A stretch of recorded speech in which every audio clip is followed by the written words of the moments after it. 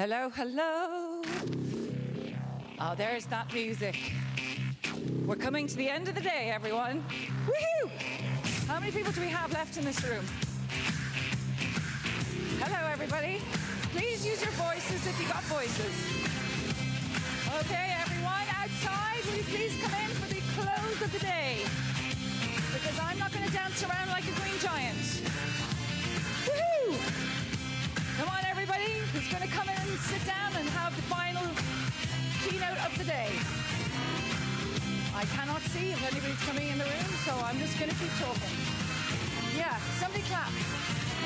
Somebody give their voice some noise. Woohoo! Thank you in the middle of the room. I appreciate the clapping. Okay, we can turn the music down. It's all good. Oh no, they want to keep clapping. You should come up here to the front. Would you like to hold the mic? How are we all? Is everybody exhausted? Yeah, right. It has been a really big day, I think, just having so many people around. You know, I think getting used to being around so many people, but also so many people who are excited to see each other and friends and connecting, and when I get to meet that person, we have 2 more days. Okay, so whoever you didn't meet today, you will get to meet over the next 2 days. Now, before we close, I'm delighted to have our final keynote for the day, and it is with great pleasure to introduce you to José Viera from IDA. And José is going to speak from the podium, so I'm going to bring José up. And then after José has spoken, we have a few minor announcements, and then it's for food and drink, which is fantastic. So José, would you like to come and take the podium? Give a round of applause. Come on, it's hard doing this at the end. Give your voices up. Thank you.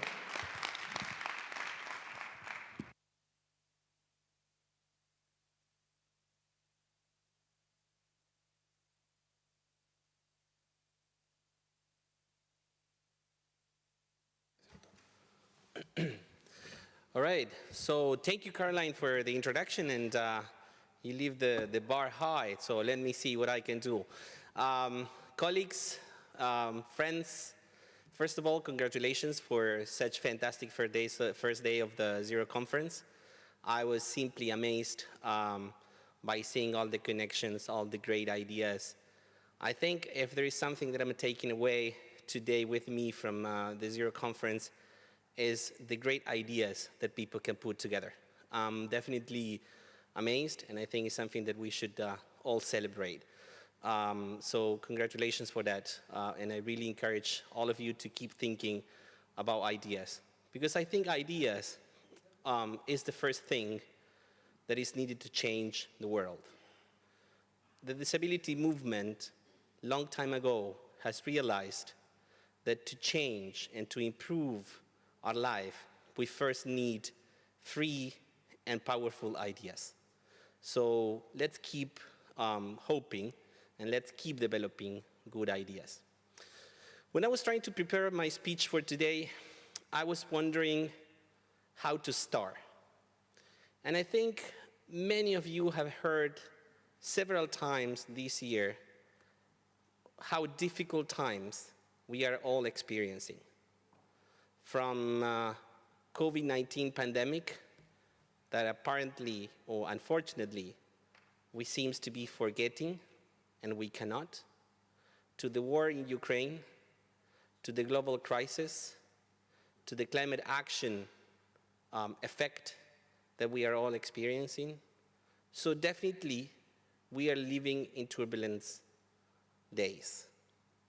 However, I think the disability movement has that unique characteristic that when the time gets more difficult, we are better prepared to achieve new goals. And of course, we cannot avoid that the global crisis is impacting in every one of us, that the financial global crisis is already causing a lot of negative effect on people with disabilities, in general with people, and it's more for persons with disabilities. That COVID-19 pandemic has shown us once again how far we are from full inclusion and the full enjoyment of human rights. The war in Ukraine and the humanitarian crisis around the world has shown again that persons with disabilities are disproportionately affected by governments and actors not being prepared to be inclusive of persons with disabilities. On top of that, I think that the disability movement around the world is asking the leaders of the movement to do more at the local level. It is clear when you talk to people around the world that all of us want to see further implementation of the Convention on the Rights of Persons with Disabilities. It's no longer enough to talk about political commitments, but we really want to see real change. We want to see that when we talk about living independently, that means there is no more institution. That means that people with disabilities have the freedom to choose how, where, and with whom to live. However, for that, we basically need governments, UN agencies, private sector, NGOs, foundations, and all stakeholders to come together behind what I think for me would be the next powerful idea that we can all put together. And it's how are we going to transform our communities? The world is changing, definitely, to be more focused at the local level. We need to assume and accept that the 2030 agenda is far from being achieved, and we are very close to start negotiating a new post-2030 agenda. That new post-2030 agenda for persons with disabilities must be guided by the notion of transformation. We are not only part of the discussion, but now we want to meaningfully engage in those discussions. I always like to use an example that one of my best friends uses when describing where we are now and where we were 10 years ago. Maybe 10 years ago, we were just fighting to be in the room. Now we are in the room. Now we need to decide what we want to say and how we want to change, how we want to transform societies. But to transform society, we need to think definitely outside the box. I think we come with well-known, proven recipes that have been more or less successful because they brought us here as a disability movement. But now, if we want to continue succeeding, we need to find new partners. We need to go out there. It's no longer enough to talk to the Ministry of the Social Affairs in the countries. We need to talk now with the Ministry of Finance. We need to talk now with the private sector. We need to talk now with the statistic offices in the country. It happens the same at the global level. It's no longer enough to talk to UN system. We need to talk to global processes. We need to find new ways.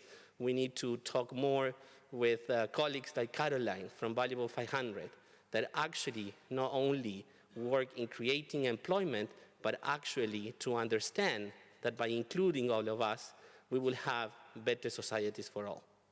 In closing, because I think everybody has enjoyed the day and now we all deserve a long and relaxing break, I want to reinforce one thing that I said at the beginning. For all this, we need new ideas. We need young leaders. Let's think when we walk out from this room and get ready for tomorrow, what is your idea that will transform society in 10 years? As the Convention on the Rights of Persons with Disabilities tells us, it's not that important what we achieve, but always trying to progress and how we change. It's important that when we look back, we don't say we didn't move ahead. I'm sure that with conference like ZeroCon23, we are moving ahead. My request, and in a way, my gift to this ZeroCon23 is to keep thinking for good ideas, for innovating ideas, and to think what is your idea to transform the world. Thank you very much. Thank you, Jose. Thank you very much. I think we can never underestimate what your friend said about we fought to get in the room. and now we're in the room. And I think it's the difference between pleading and leading. And every one of us has that chance. But thank you so much for your leadership today. And I hope you will come onto the dance floor with me tomorrow morning. Because we will open the day, Jose, tomorrow morning. I'm just going to give you a quick run-up what's happening tomorrow. Jose and I will be on the dance floor, right, at 8:40 a.m. in the morning because we have Spanish dance. Yes, we do. And then at 9, we are going to start, and we have a keynote speech with Shirley Pinto, and then we will be going into our parallel sessions. I will have the honor of interviewing Megan from Nike, and that will be in the room after our keynote tomorrow. Now, for those of you who are left, I just want to say a huge thank you to you and everyone for being with us today. It has been a fantastic day. I think everybody's tired. Go get some rest. Go out and get some food. It is down on both floors, both on this floor and the floor downstairs. I also believe there's some alcoholic beverage. And the other thing is we have a wonderful inclusive orchestra as well down on the bottom floor.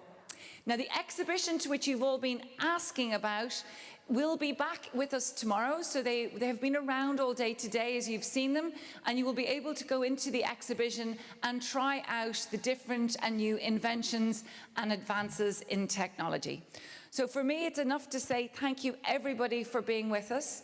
As I say to you as you leave this evening, and particularly when you go downstairs, make sure that nobody is standing on their own unless they want to. And that is the power of this conference, making sure that every single person is heard and seen for the person that they want to be.